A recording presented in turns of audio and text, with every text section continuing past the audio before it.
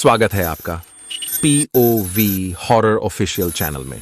आज हम आपके लिए लेकर आए हैं एक तांत्रिक स्टोरी। जी हां दोस्तों, कहानी बहुत ही ज्यादा अविश्वसनीय, रहस्यमय और रोमांचित करने वाली है। आपको इस कहानी में बहुत कुछ सीखने को भी मिलने वाला है। अगर आप ध्यान से सुनेंगे तो आपको यह कहानी अलग ही दुनिया में ले जाएगी। कहानी का नाम है अब मैं मुक्ति चाहती हूं और इस कहानी के लेखक है पंडित श्री अरुण कुमार शर्मा जी। अगर आप हमारे चैनल पर नए हैं और आप भी सुनते हैं डरावनी और रहस्यमय कहानियां, तो हमारे चैनल को सब्सक्राइब करके अपना प्यार जरूर दें। आप अपने ईयरफोन हेडफोन लगा लीजिए, चलते हैं हमारी आज की कहानी की ओर।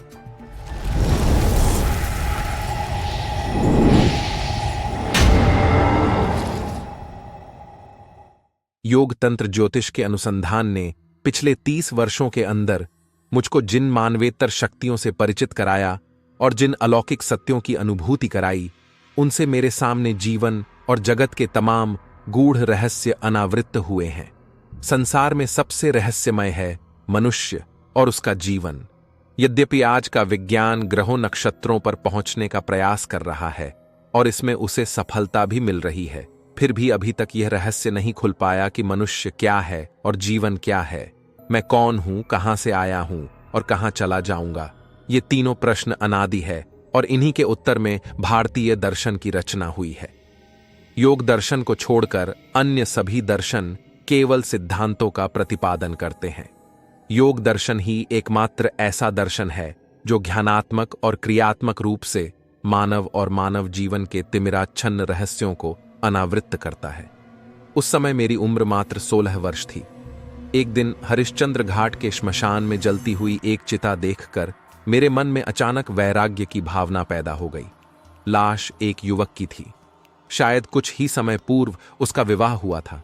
पत्नी के हाथों में लगी मेहंदी का रंग अभी छूटा भी नहीं था कि उसका जीवन वैधव्य की कठोर चट्टान से टकरा गया। वह एक ओर सीढ़ी पर बैठी विलाप कर रही थी। मैं गालों पर हाथ धरे सोचने लगा, यह युवती किस लिए और किसके लिए विलाप कर रही है? उसके पति के शरीर में कौन था? वह कहां से आया था, फिर कहां चला गया? यदि यह सब वह नहीं जानती तो विलाप किस लिए कर रही है? क्या पार्थिव शरीर के लिए? शायद शरीर के प्रति मोह ही विलाप का एकमात्र कारण है।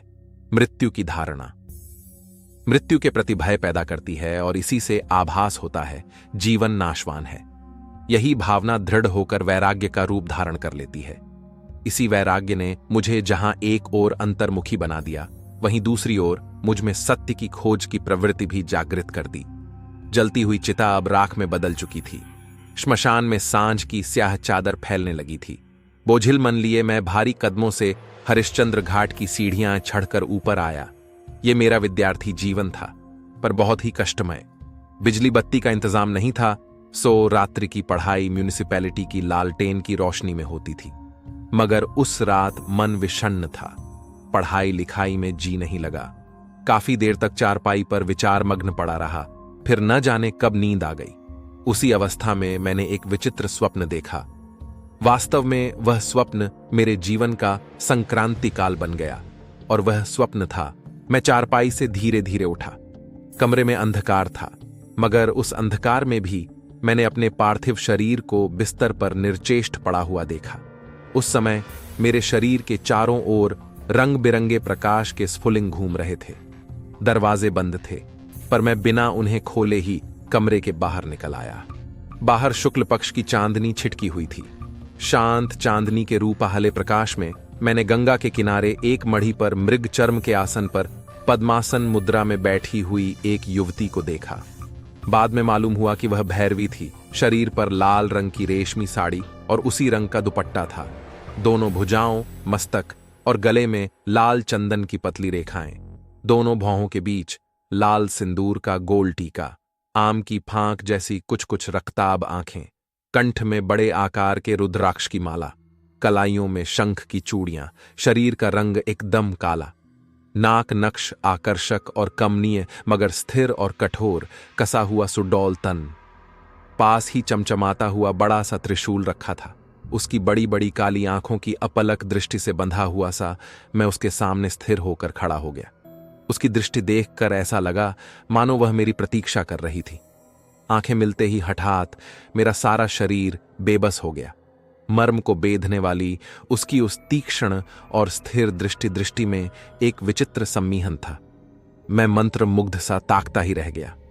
भैरवी की पलकें एक बार धीरे से गिरीं, फिर मूक संकेत से उसने मुझे अपने समीप बुलाया। जब मैं पास पहुंचा तो उसका दाहिना हाथ मेरे सिर पर उठ गया, मानो वह मुझे आशीर्वाद दे रही हो, लेकिन सहसा मुझको झटका सा लगा। भैरवी स्थिर दृष्टि से अपलक मेरी ओर देख रही थी। फिर वह उठ खड़ी हुई और मुझे अपने पीछे आने का संकेत करके चलने लगी।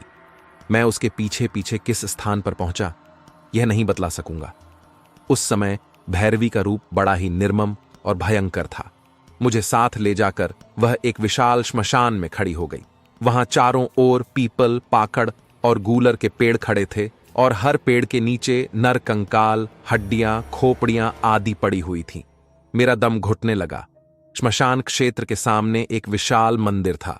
ऊपर जाने के लिए सैकड़ों सीढ़ियां थीं। भैरवी के साथ किसी अज्ञात सम्मोहन के वशीभूत होकर मैं मंदिर की सीढ़ियां चढ़कर ऊपर पहुंचा। देखा तो मंदिर के सामने पंच प्रेतासन है। बगल में पारिजात के पेड़ के नीचे सहस्त्रमुंडी आसन है।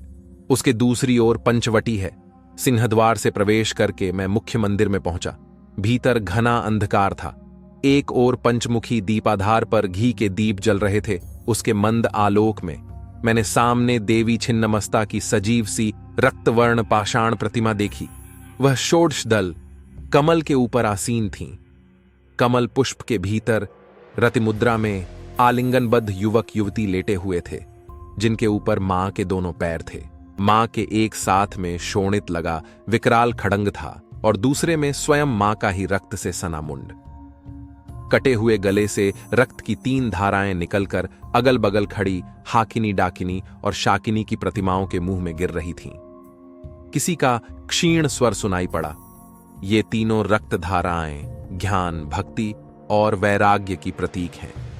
मां के सामने खड़े बहुत सारे लोग अपनी अपनी वेदना अर्पित कर रहे थे। मैं भी जाकर उन्हीं के साथ खड़ा हो गया, किंतु मेरी कौन सी वेदना थी, कौन सी व्यथा थी। भैरवी भी मेरे निकट ही खड़ी थी। गंभीरता के बावजूद उसका काला चेहरा मुझे उस समय बड़ा सुंदर लगा। उसकी दृष्टि भी उतनी अंतर्भेदी नहीं थी, पर अपलक और कठोर अवश्य थी। एकाएक मेरा मन अशांत हो गया। भैरवी की दृष्टि पैनी होती जा रही थी। सहस्त्रमुंडी आसन पर बैठने से मन को शांति मिलेगी, यह सोचकर मैं उधर ही बढ़ गया। चारों ओर अंधेरा था, वातावरण स्तब्ध था। हवा की सरसराहट भी चौंका देती थी। मैं पालथी मारकर आसन पर बैठ गया। मन अपने आप शांत होने लगा, फिर बिल्कुल शांत होकर किसी अतल गहराई में डूब गया। वह एक विचित्र अलौकिक अनुभूति थी। मैं समर्पण के एक नए प्रवाह में विभोर था और उसी अपार्थिव अनुभूति के बीच मैं अपने पार्थिव शरीर में वापस लौट आया। मेरा वह गहरा स्वप्न टूट गया।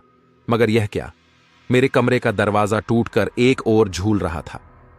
कमरे में बहुत सारे लोग इकट्ठे थे, सभी रो रहे थे। मेरा शरीर चारपाई से उतार कर जमीन पर लिटा दिया गया था और शव यात्रा की व्यवस्था की जा रही थी। मैं संसार के लिए मर चुका था और मरे हुए काफी समय गुजर चुका था। अर्थात मुझको जागने में यदि 1-2 घंटे की ओर देर हो जाती तो निस्संदेह मेरी पार्थिव काया चिता को अर्पित कर दी गई होती। मैं उठकर बैठ गया। ऐसा लगा मानो गहरी नींद सोकर उठा हूं। लोग अचकचाकर मुझसे तरह तरह के प्रश्न करने लगे, किंतु भला मैं उन्हें क्या उत्तर देता, क्या कहता? यदि मैं उन तमाम दृश्यों और अनुभूतियों के बारे में बतलाता भी तो भला कौन विश्वास करता? गंभीर होकर मैं सोचने लगा, क्या वास्तव में मैं मर गया था? क्या सचमुच इस बीच शरीर और संसार से मेरा संबंध टूट चुका था? यदि हां, तो वह कौन सा शरीर और कौन का संसार था? वह सत्य था या यह सत्य है? यदि दोनों जीवन सत्य है, दोनों शरीर सत्य है और दोनों संसार भी सत्य है, तो जैसे यहां मरकर मैं उस संसार में जीवित हो उठा था, वैसे ही उस संसार में भी मरकर अब इस स्थूल जगत में जीवित हो उठा हूं। फिर अब तक इस संसार के लिए मृत और उस अनजाने लोक के लिए जीवित था, परंतु अब वहां के लिए मृत और यहां के लिए जीवित हूं। मेरे सामने एक रहस्यमयी गुत्थी थी जिसे मैं उस समय नहीं सुलझा सका। तब मेरी उम्र ही क्या थी, अनुभव और ज्ञान ही कितना था। हाँ, उस अनोखी अविश्वसनीय घटना ने मेरे लिए एक ऐसा मार्ग जरूर खोल दिया जिस पर चलकर मैंने ऐसे तमाम सत्यों की खोज की और अनुभव प्राप्त किए जो लौकिक स्तर पर संभव नहीं है। जीवन शाश्वत है, उसकी धारा अबाध गति से प्रवाहित है। मृत्यु से जीवन धारा में किसी प्रकार का व्यतिक्रम नहीं उत्पन्न होता, न तो कोई प्रभाव ही पड़ता है उस पर। उत्पत्ति से लेकर मानव जीवन विभिन्न स्तरों पर क्रम से विकसित होता रहता है। आज के भौतिकवादी वातावरण और पैतृक परंपरा को मानते हैं। इस संदर्भ में ज्योतिष शास्त्र का कहना है कि जीवन को बराबर गतिमान बनाए रखने के लिए सौरमंडल की रश्मियों का प्रभाव प्रमुख है। सौर रश्मियों के विकिरण का प्रभाव सबसे ज्यादा मनुष्य की आत्मा, मन और विचारों पर पड़ता है। गर्भ में शिशु के आने पर वे सौर रश्मियां अपना प्रभाव डालना शुरू कर देती हैं। फिर उत्पत्ति से लेकर मृत्यु पर्यंत की जीवन यात्रा के दौरान उनका प्रभाव क्रमशः क्षीण होता जाता है।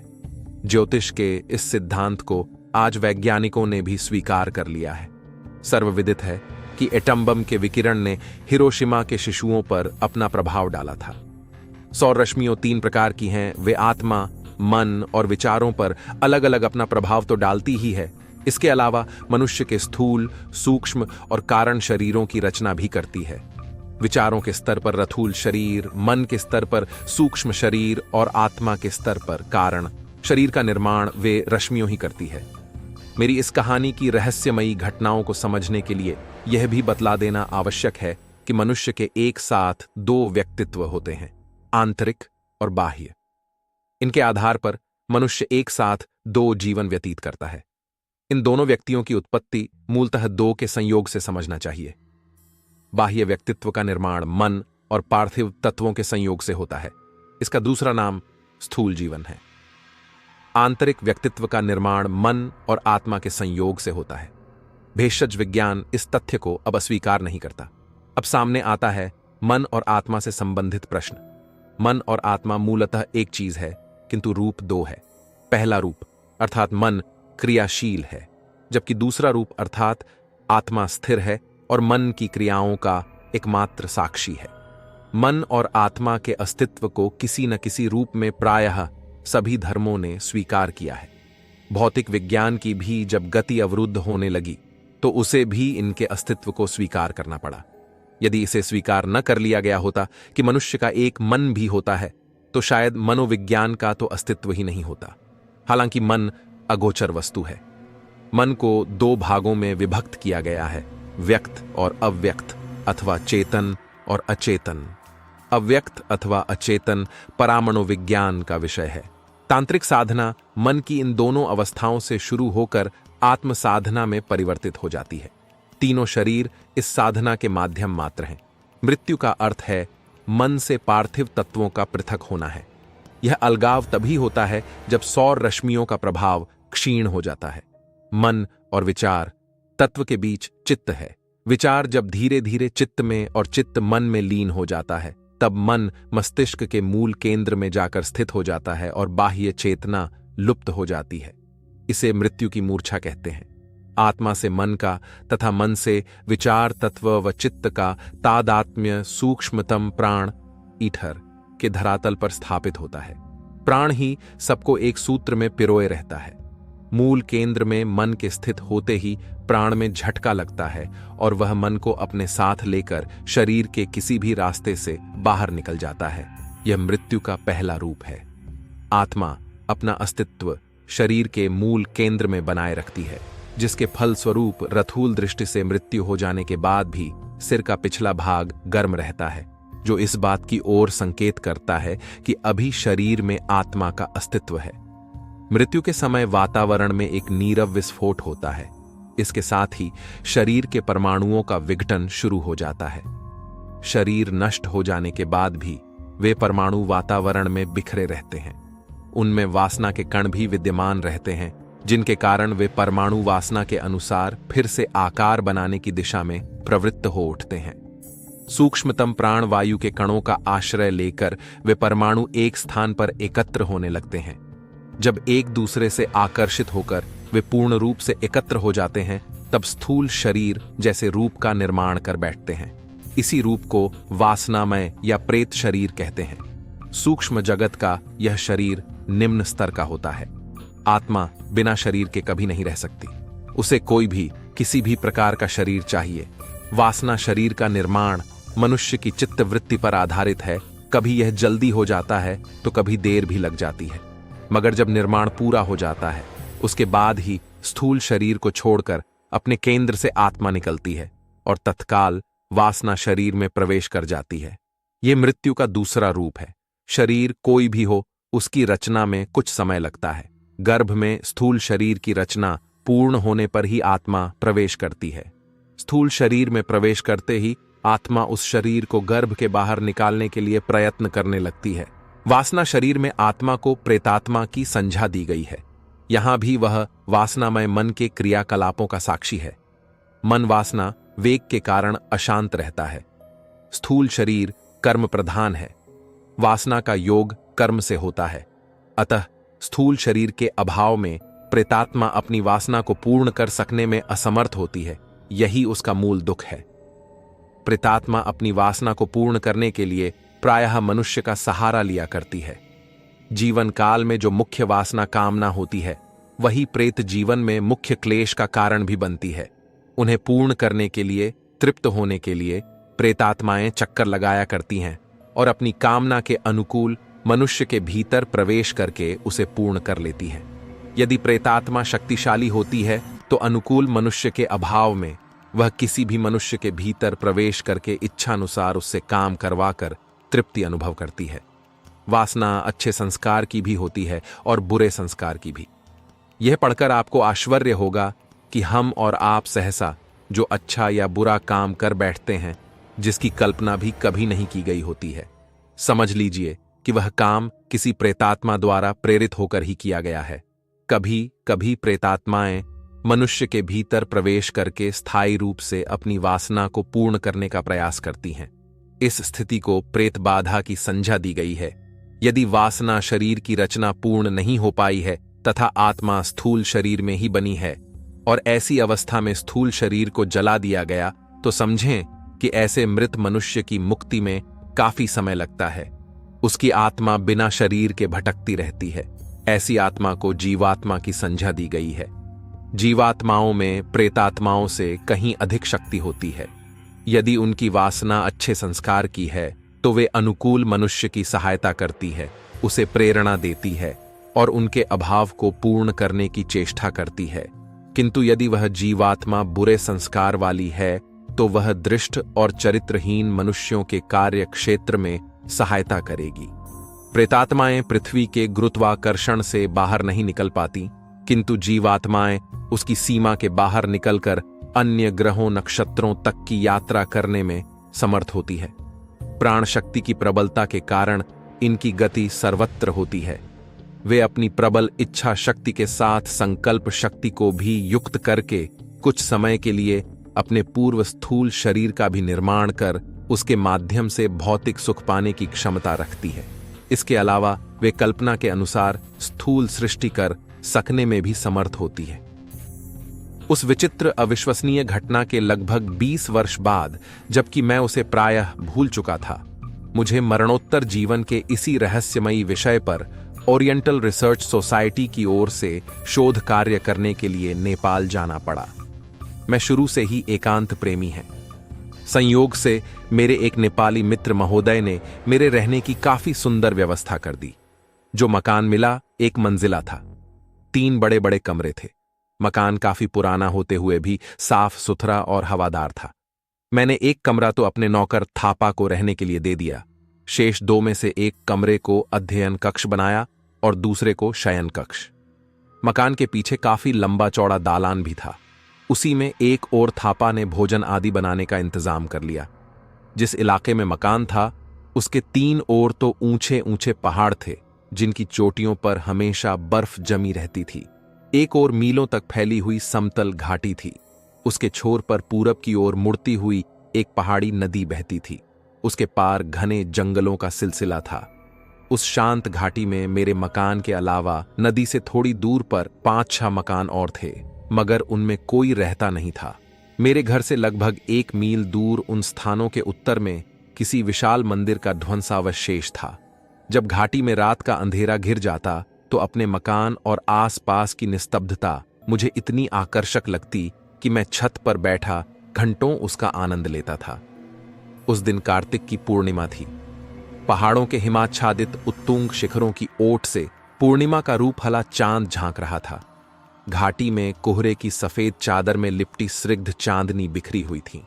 सहसा उस निस्तब्ध वातावरण में धीमे स्वर में किसी के गीत गाने की आवाज गूंजने लगी। ऐसा लगा मानो कोई करुण कंठ से विरह गीत गा रहा हो। ध्यान से सुनने पर स्पष्ट हो गया वह नारी स्वर था। करुणा में डूबे उस गीत में असीम व्यथा और व्याकुलता थी। आधी रात को यह कौन स्त्री विरह वेदना से कातर स्वर में गया रही है। कुछ ही क्षणों बाद वह गीत मर्मभेदी चीत्कार और विहल रुदन में बदल गया, लेकिन तमाम दयार्दता के बावजूद उस क्रंदन की विशिष्टता अलग ही झलक रही थी। कुल मिलाकर मुझे वह गीत और रुदन दोनों ही अमानवीय लगे। जब मैंने दूसरे दिन थापा से इसके बारे में पूछा तो उसने बताया कि हर पूर्णमासी की रात इसी प्रकार किसी स्त्री के पहले गीत गाने की फिर रोने की आवाज सुनाई पड़ती है, पर आज तक उस स्त्री की शक्ल किसी ने नहीं देखी है। वह कौन है, क्यों गाती है, फिर रोती क्यों है, इसे भी आज तक कोई नहीं जान सका है। इतना जरूर सबको मालूम है कि वह आवाज मंदिर के खंडहर से आती है। उस दिन मेरा मन किसी काम में नहीं लगा। चित्त में अजीब सी व्याकुलता समाई रही। दूसरे दिन न जाने किस प्रेरणा के वशीभूत होकर मैं नदी की ओर चला गया। मंदिर के ध्वंसावशेष के सामने पहुंचकर मैं एकदम स्तब्ध रह गया।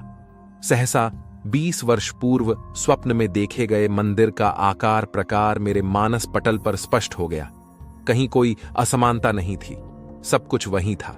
वैसी ही सीढ़ियां, वही सहस्त्रमुंडी आसन का चबूतरा, वही पंच प्रेतासन और पंचवटी का वही वृक्ष। सिर्फ इतना ही अंतर था कि मंदिर अब खंडहर में बदल चुका था और सब कुछ ज्यों का त्यों था। न जाने किस भावावेश में मैं मंदिर के भीतर चला गया। सामने देवी छिन्नमस्ता की हूबहू वैसी ही पाषाण प्रतिमा खड़ी थी। काफी देर तक मंदिर के चारों ओर घूमता रहा। मेरे समाने एक अविश्वसनीय सत्य था। मैंने कभी कल्पना तक न की थी इसकी। बड़ी देर तक घूमने के बाद मैं सहस्त्रमुंडी के चबूतरे पर बैठ गया और सोचने लगा, उस रोज अपने शरीर से मेरे निकलने का प्रयोजन क्या था? वह भैरवी कौन थी? अपने साथ मुझे किस लिए इतनी दूर इस मंदिर में ले आई थी? जब मंदिर का पार्थिव अस्तित्व है तो उस भैरवी का भी एकाएक दिमाग को झटका सा लगा। वह भैरवी अब पार्थिव शरीर में कहां होगी? जब स्वप्न की स्थिति में उसके साथ आया था उस समय यह मंदिर खंडहर के रूप में नहीं था।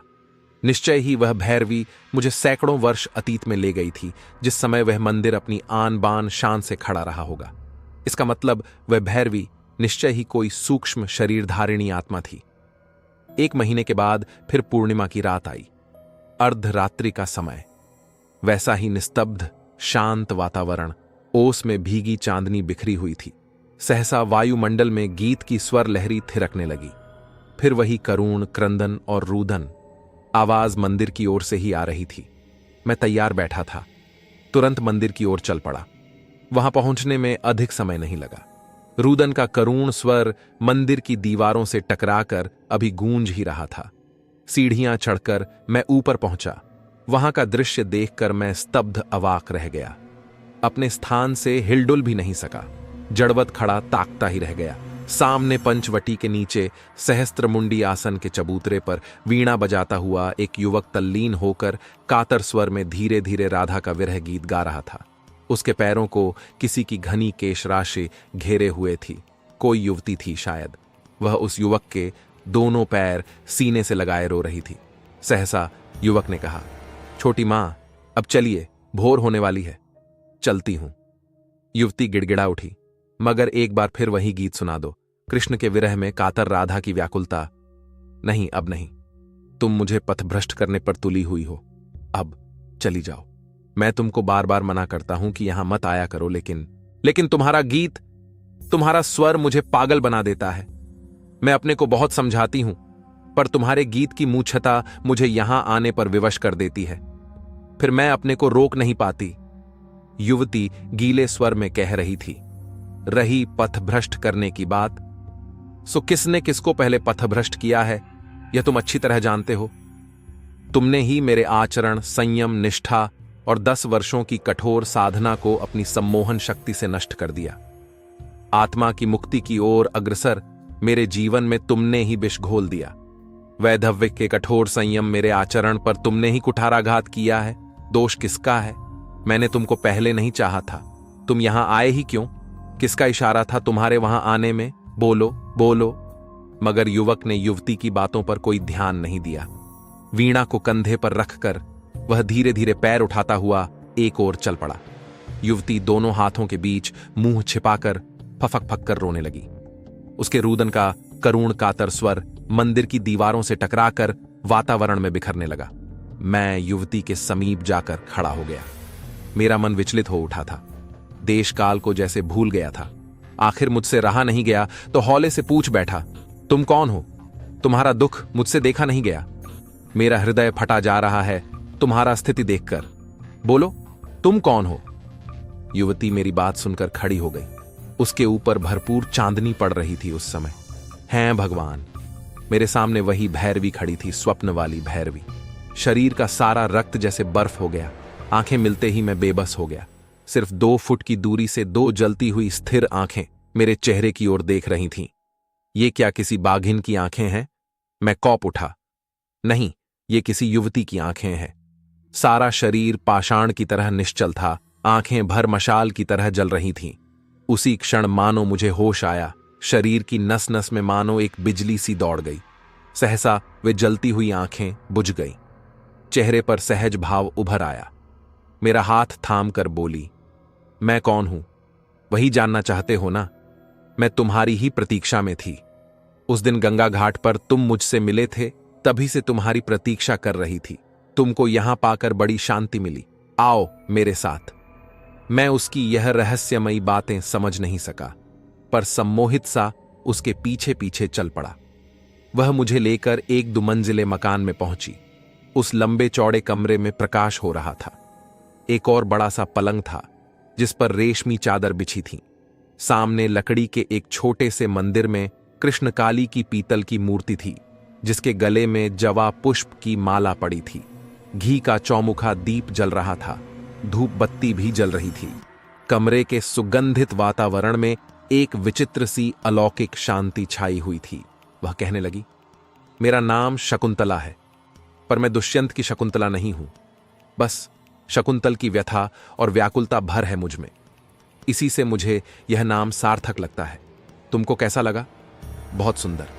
बैठो, पलंग पर ही बैठो, संकोच मत करना। मैं पलंग पर बैठ गया। उसने कृष्णकाली के सामने रखी हुई चांदी की कटोरी उठा ली। उस समय वह बहुत शांत और गंभीर थी। उसकी चितवन में गहरापन था, पर तीक्ष्णता नहीं थी। उसने कटोरी की ओर इशारा करते हुए पूछा, पियोगे? क्या है? तीर्थ यानी मदिरा, मां का प्रसाद है, इनकार मत करना। यह कहकर उसने तीर्थ यात्र मेरे होठों से लगा दिया। मैं उसे एक सांस में पी गया। मदिरा बड़ी मीठी लगी, मगर सारा शरीर एकदम झनझना उठा। शकुंतला ने वह कटोरी फिर तीर्थ से भरी और अपने गले में डाल लिया। इसके साथ ही उसको आंखें रक्ताब हो गईं। अब उसके रूप में उग्रता के स्थान पर सौम्यता का भाव उतर आया था। यौवन की उष्णता का स्पर्श और मदिरा के गुलाबी नशे का मिला जुला प्रभाव मेरे विवेक को भी ले डूबा। मैंने अपने को उसके आलिंगन में बंध जाने दिया। उसी अवस्था में कानों के पास उसका कोमल स्वर सुनाई पड़ा। वह कह रही थी, मैं एक मूर्तिमान अभिशाप हूं, एक ऐसा हीन व्यक्तित्व हूं जो किसी के काम नहीं आ सकी। कुमारीत्व का विसर्जन स्त्रीत्व के बल पर ही संभव है। मैं बाल विधवा हूं, बंगाल की एक रियासत की छोटी रानी। पति का मुख देखने के पूर्व ही मैं विधवा हो गई थी। वैधव्य के कठोर नियमों का पालन करते हुए मैंने एक युवा तांत्रिक सन्यासी से तंत्र की दीक्षा ले ली। तंत्र की साधना आत्मा की साधना है। इसके लिए पहले मन को साधना पड़ता है, लेकिन मैं मन को नहीं साध सकी और अपने दीक्षा गुरु से ही प्रेम कर बैठी। वह भी मुझसे प्रेम करता था, मगर पवित्र प्रेम, निस्वार्थ, गुरु तुल्य प्रेम। मगर मेरा प्रेम वासना में डूबा था। तंत्र साधना में वासना का कोई स्थान नहीं है। वासना कामना के जन्म लेते ही सब कुछ नष्ट हो जाता है, मगर मुझे इसकी चिंता नहीं थी। सन्यासी शायद मेरे मनोभाव समझ गया था, सो एक दिन बिना बतलाए यहां चला आया। कहीं वह मेरी वासना की आग में झुलसकर पथभ्रष्ट न हो जाए, शायद इसीलिए मुझसे दूर हो गया था। मगर मैंने उसका पोंछा नहीं छोड़ा। खोजती हुई मैं भी आ गई यहां। जानते हो, मुझे यहां आए कितने वर्ष हो गए? पूरे 100 वर्ष। तब से यहीं भटक रही हूं। मेरे दीक्षा गुरु, वह तांत्रिक सन्यासी, भी तभी से भटक रहा है। एक दीर्घ निश्वास लेकर उसने आगे कहना शुरू किया, जब तक मेरा कुमारीत्व भंग नहीं होगा तब तक मैं इसी तरह भटकती रहूंगी। तुम मुझे उबार लो, मुझे अपना लो, मेरे मन में जलती हुई आग को बुझा दो, मेरी अतृप्त कामना को पूर्ण कर दो। तुम्हारा एहसान कभी नहीं भूलूंगी। उसका कंठ अवरुद्ध हो गया। क्षण भर रुककर वह भींगे स्वर में बोली, तुम उच्च तंत्र साधक परिवार के हो, तुम्हारे रक्त में साधना का संस्कार है, उसकी स्पर्शानुभूति से मैं कृतार्थ हो जाऊंगी। मैं तुमको अब नहीं छोड़ सकती। कहते कहते उसने मुझे आलिंगन में जकड़ लिया। उसके अपरूप सुंदरता की परतें खुल गई। चांद सा उजला मुखड़ा, घनी स्याह केश राशि, बड़ी बड़ी काली कजरारी आंखें, आकर्षक भंगिमा में उभरे हुए यौवन के चिन्ह, सब निर्वसन होकर धीरे धीरे मेरे अस्तित्व में लीन होने लगे और अंत में उसका संगमरमरी शरीर मुझसे एकाकार हो गया। फिर मुझे होश नहीं रहा। पता नहीं कब किसी क्षण वह कुमारी से पूर्ण नारी बन बैठी। जब चेतना लौटी तो देखा मैं कमरे में निढाल पड़ा हूं और थापा पास खड़ा घूर रहा था। मुझे चैतन्य देखकर वह बोला, साहब, मैं आपको पूरी रात खोजता रहा। आप यहां कब और कैसे पहुंच गए? मैंने थापा को कुछ नहीं बतलाया। जब चलने लगा तो अचानक धूल से भरे उस उजाड़ कमरे के एक कोने में दृष्टि पड़ गई। मैं आश्चर्यचकित रह गया। वहां सोने का एक लॉकेट पड़ा था। उस लॉकेट को मैंने उस भैरवी के गले में झूलते देखा था। इस घटना को हुए लगभग 16 वर्ष हो गए। सचमुच उस तांत्रिक भैरवी ने मेरा साथ नहीं छोड़ा। आज भी मैं उसकी आत्मा से मुक्त नहीं हूं, जिसको मैं अनुभव अवश्य करता हूं, मगर उसे किसी को बतला नहीं सकता। फिर भी मैं संतुष्ट हूं, प्रसन्न हूं। जीवन के प्रति शिकायत नहीं है, क्योंकि मैं जीवन का रहस्य समझ गया हूं। अंत में यह बताना देना आवश्यक है कि उस तांत्रिक भैरवी से मुझे कोई भौतिक लाभ नहीं है।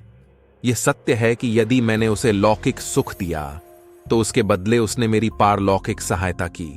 उसकी सहायता से उसके साथ चलकर मैं आज जिस स्थान पर पहुंचा हूं वह मानव चेतना की उच्चतम भूमि है, जहां पहुंचने के लिए लोग योग का सहारा लेते हैं। दोस्तों, यह कहानी यही समाप्त होती है। आपको यह कहानी कैसी लगी और आपको क्या सीखने को मिला, कमेंट जरूर करना। और हां, अपना नाम और आप कहां से हमारी कहानियां सुनते हैं वो भी बताना न भूलना। कहानी पसंद आई हो तो वीडियो को लाइक जरूर कर देना।